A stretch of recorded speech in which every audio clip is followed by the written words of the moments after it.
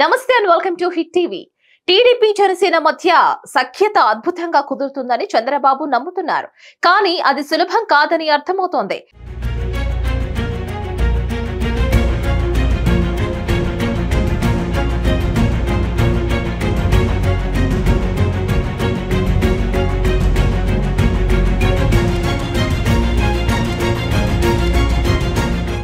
నారా లోకేష్ శంఖారావం సభలకు జనసేన కార్యకర్తలు డుమ్మా కొడుతున్నారు.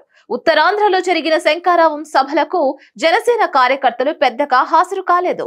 పార్టీ బలం పెంచుకోవడానికి ఉన్న అవకాశాన్ని పొత్తు ద్వారా పవన్ కళ్యాణ్ జార విడుచుకుంటున్నారు అనే అభిప్రాయం జనసేన కార్యకర్తల్లో ఉంది.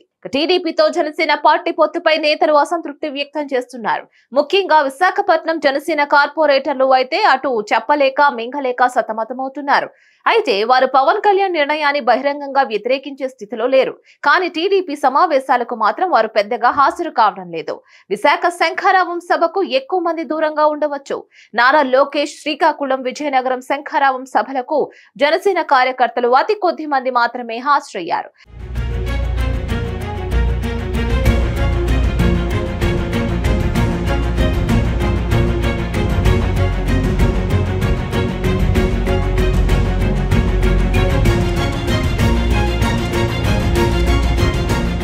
ఈ స్థితిలో టీడీపీ జనసేన మధ్య క్షేత్ర స్థాయిలో సమన్వయం కుదురుతుంది అనే నమ్మకం లేదని రాజకీయ విశ్లేషకులు భావిస్తున్నారు. మరిన్ని అప్డేట్స్ కోసం please like, share and subscribe to hit TV.